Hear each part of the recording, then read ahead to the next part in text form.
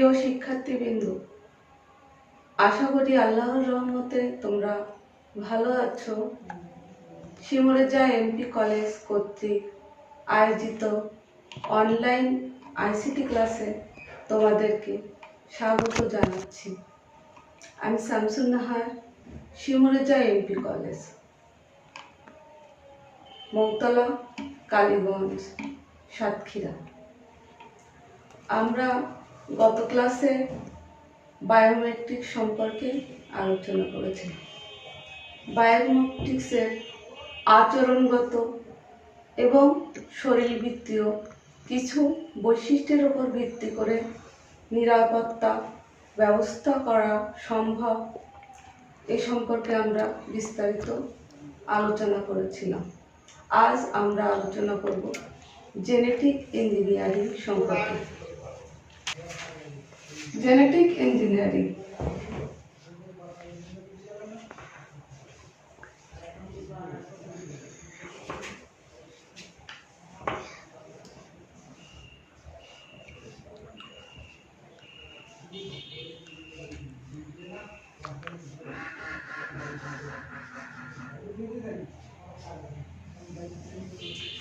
তো শিক্ষার্থীবৃন্দ, আজকে আমার আলোচনার বিষয় হচ্ছে জেনেটিক ইঞ্জিনিয়ারিং। তো এ পর্যায়ে আমরা জেনেটিক ইঞ্জিনিয়ারিং সম্পর্কে কি শিখতে পারি, জেনেটিক ইঞ্জিনিয়ারিং কি সে সম্পর্কে আমরা শিখতে পারবো আজকের ক্লাসে। এছাড়া জেনেটিক ইঞ্জিনিয়ারিং এর ব্যাপক ব্যবহার সম্পর্কে আমরা জানতে পারবো। জেনেটিক ইঞ্জিনিয়ারিং কি? 1951 সালে জ্যাক উইলিয়াম তার সায়েন্স ফিকশন উপন্যাসে ড্রাগনস আইল্যান্ড এ প্রথম জেনেটিক ইঞ্জিনিয়ারিং সম্পর্কে শব্দটি ব্যবহার করে। জীবের কোষের ভিতরে যে নিউক্লিয়াস থাকে তাতে বিশেষ কিছু পেঁচানো বস্তু আছে। কি আছে? জীবকোষের ভিতরে যে নিউক্লিয়াস থাকে তাতে বিশেষ কিছু পেঁচানো বস্তু আছে, যাকে ক্রোমোজোম বলে। তাহলে শিক্ষার্থীবৃন্দ, ক্রোমোজোম কাকে বলে? জীবকোষের মধ্যে যে নিউক্লিয়াস থাকে তাতে কিছু পেঁচানো বস্তু আছে, এটাকেই বলা হয় ক্রোমোজোম। ক্রোমোজোমের মধ্যে পেঁচানো চেইনের মতো বস্তুকে ডিএনএ বলে। তাহলে জীবকোষের মধ্যে নিউক্লিয়াস থাকে, তার মধ্যে থাকে ক্রোমোজোম, আর ক্রোমোজোমের মধ্যে পেঁচানো চেনের মতো যে বস্তুটি থাকে সেটাই হচ্ছে ডিএনএ। তো ডিএনএ কি? ডিএনএ হচ্ছে ডিঅক্সিরাইবো নিউক্লিক অ্যাসিড। এই জিনই হলো, অর্থাৎ ডিএনএ কে আমরা জিন বলি, এই জিনই হলো জীবের বৈশিষ্ট্যের ধারক ও বাহক। জিন কি? জীব বৈশিষ্ট্যের ধারক ও বাহক। কোন নির্দিষ্ট জিন বহনকারী ডিএনএ নির্দিষ্ট অংশ পৃথক করে এক জীব থেকে অন্য জীবে স্থানান্তরের প্রক্রিয়াকে জেনেটিক ইঞ্জিনিয়ারিং বলে। তাহলে জেনেটিক ইঞ্জিনিয়ারিং কি? একটি ডিএনএ এর একটি নির্দিষ্ট অংশ, অর্থাৎ এক জীব থেকে অন্য জীবে স্থানান্তরের প্রক্রিয়াকে জেনেটিক ইঞ্জিনিয়ারিং বলে। জেনেটিক ইঞ্জিনিয়ারিং এর মাধ্যমে নতুন কোনো প্রজাতি তৈরি করাকে বলা হয় জেনেটিক মডিফাইড অর্গানাইজেশন, অর্থাৎ জিএমও। 1970 সালে আণবিক কাঁচি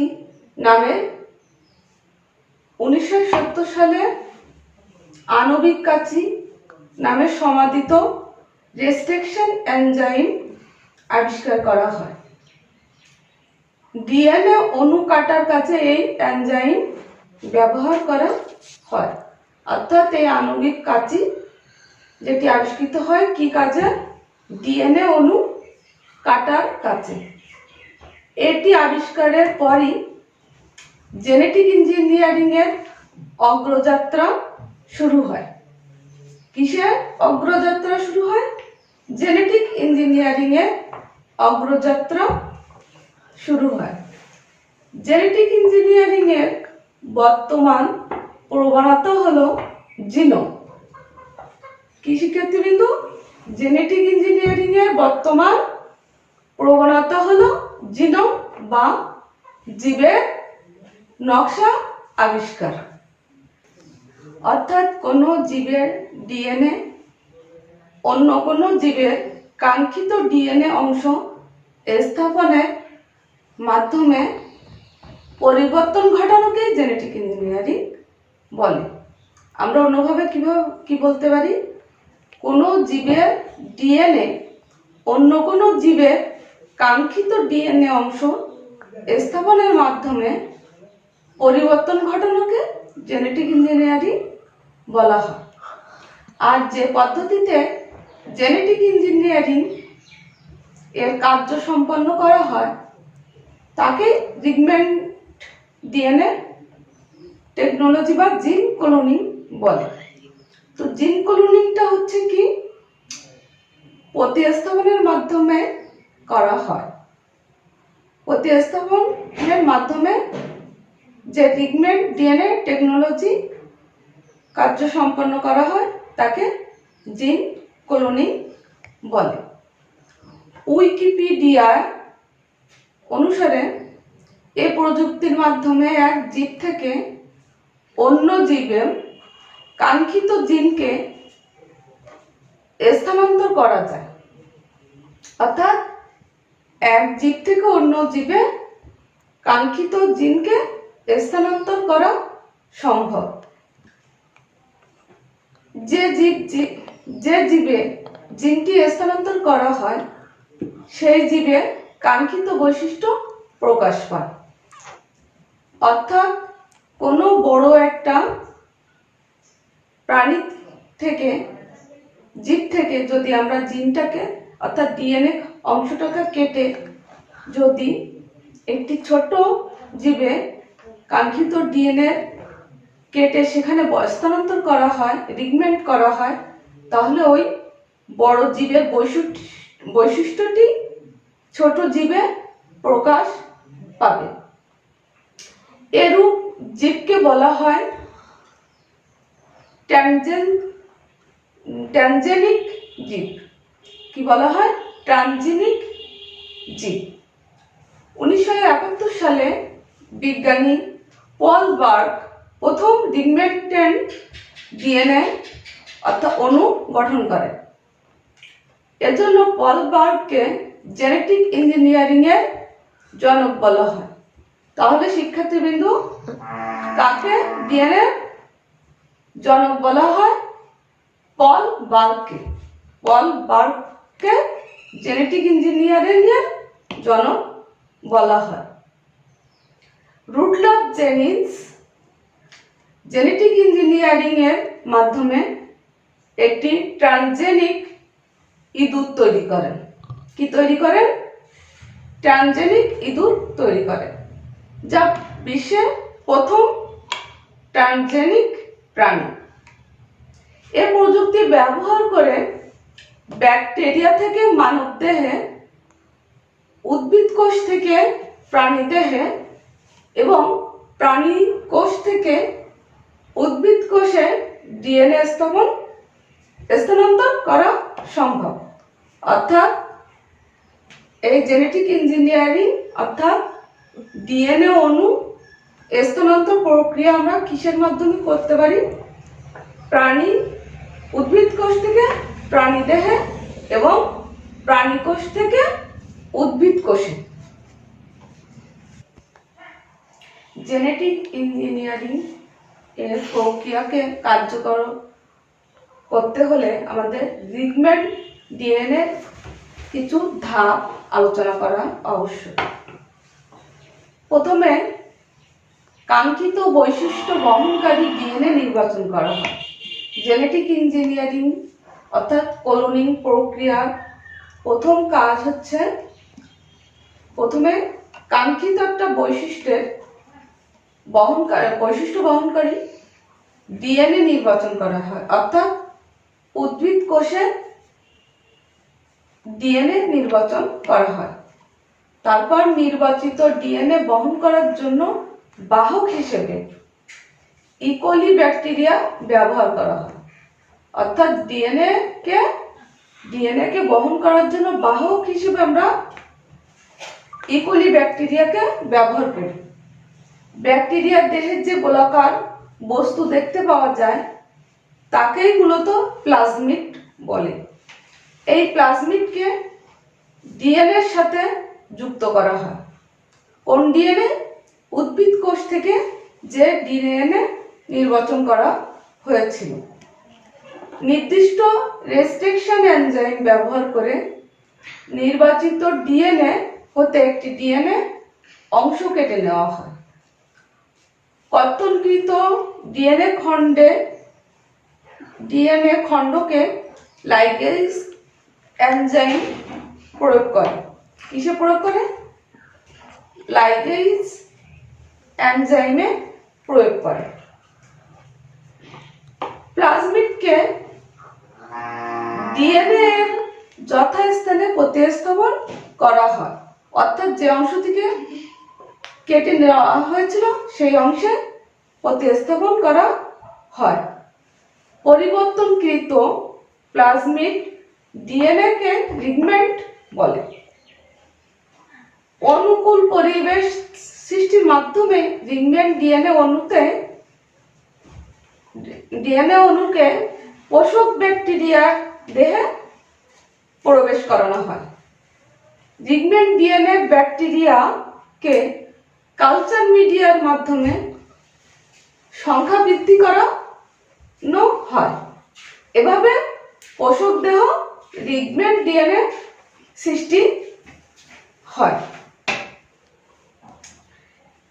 জেনেটিক ইঞ্জিনিয়ারিং এর সুফল গুলো হচ্ছে যেমন বিভিন্ন ক্ষেত্রে আমরা জেনেটিক ইঞ্জিনিয়ারিং এর সুফল লক্ষ্য করি। যেমন কৃষি ক্ষেত্রে বর্তমানে বিভিন্ন প্রজাতি থেকে কাঙ্ক্ষিত জিন সংগ্রহ করে ফসলি উদ্ভিদ প্রতিস্থাপন করে বা জিনের গঠন পরিবর্তন ঘটিয়ে বিভিন্ন ফসলের জাত সৃষ্টি করা হচ্ছে। অর্থাৎ বিভিন্ন প্রজাতি থেকে কাঙ্ক্ষিত জিন নিয়ে আমরা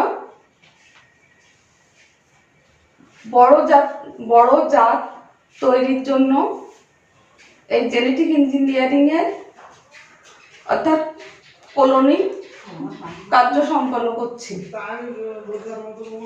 বিভিন্ন ফসল জাত উদ্ভাবন করা হচ্ছে, ফলে এইসব ফসল দেরিতে পাকছে, সহজে পচেও যাচ্ছে না, মানও অক্ষুণ্ণ থাকে। যেমন বর্তমানে সুপার রাইস ও গোল্ডেন রাইসের চাষ শুরু হয়েছে। এ ধানের ভাত খেলে ছেলেমেয়েরা ভিটামিন এ অভাবজনিত কারণে আর অন্ধ হবে না। এবং মায়েদের দেহে যে রক্তশূন্যতার সৃষ্টি হয়, বিভিন্ন রোগ থেকে রেহাই পাবে। এছাড়া আমরা সরিষা সহ বিভিন্ন ধরনের অর্থকারী ফসলের জিনের সংস্থাপনে রোগ প্রতিরোধী জাত সৃষ্টি করা হচ্ছে, যা মানুষের কল্যাণ বয়ে আনবে।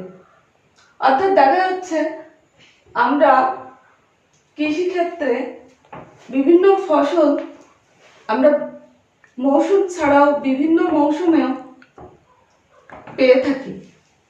যেমন বৈশাখ জ্যৈষ্ঠ আষাঢ় মাস ছাড়াও শ্রাবণ ভাদ্র মাসেও আমরা কিন্তু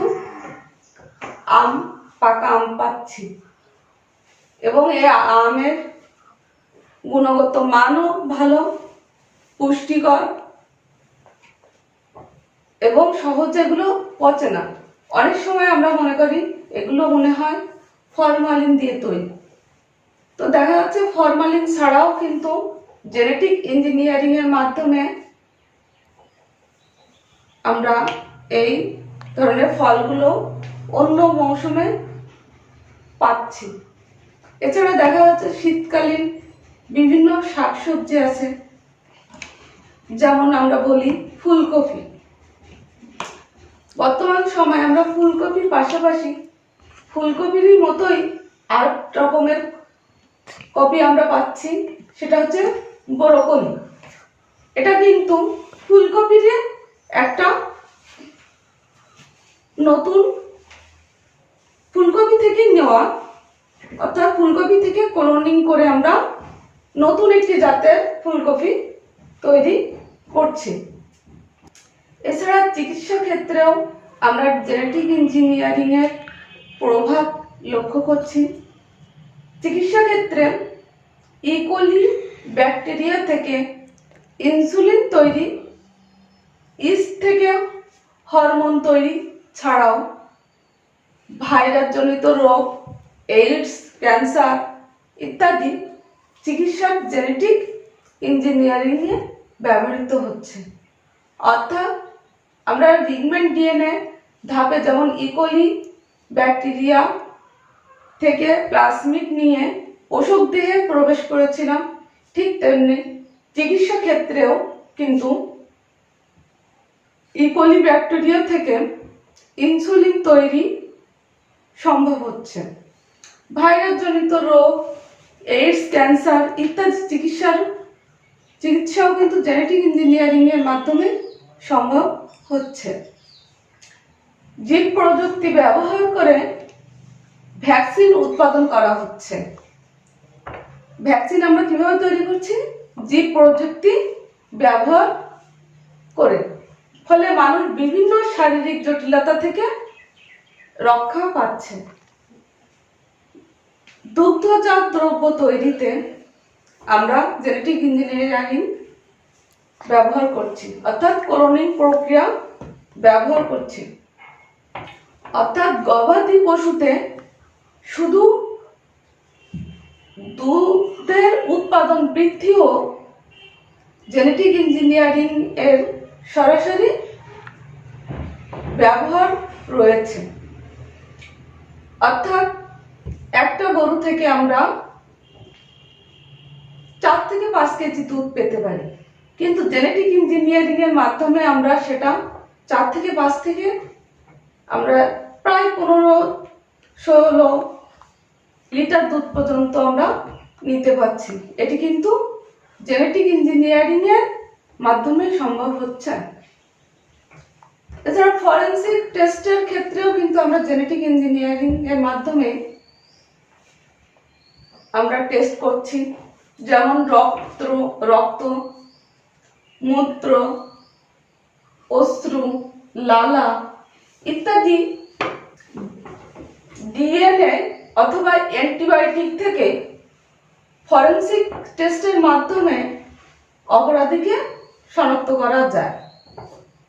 আমরা দেখি বিভিন্ন সিরিয়ালে, যেমন সিআইডিতে আমরা দেখছি যে ডিএনএর মাধ্যমে কিভাবে একটা চুল নিয়ে বা কোনো অপরাধীর, কোনো ব্যক্তির লালা নিয়ে বা রক্ত নিয়ে তার বৈশিষ্ট্য, অর্থাৎ কোন বংশে, সেটা আমরা শনাক্ত করতে পারছি। জেনেটিক ইঞ্জিনিয়ারিং এর যেমন সুফল দিক আছে, ঠিক তেমনি এর অসুবিধাও ব্যাপক।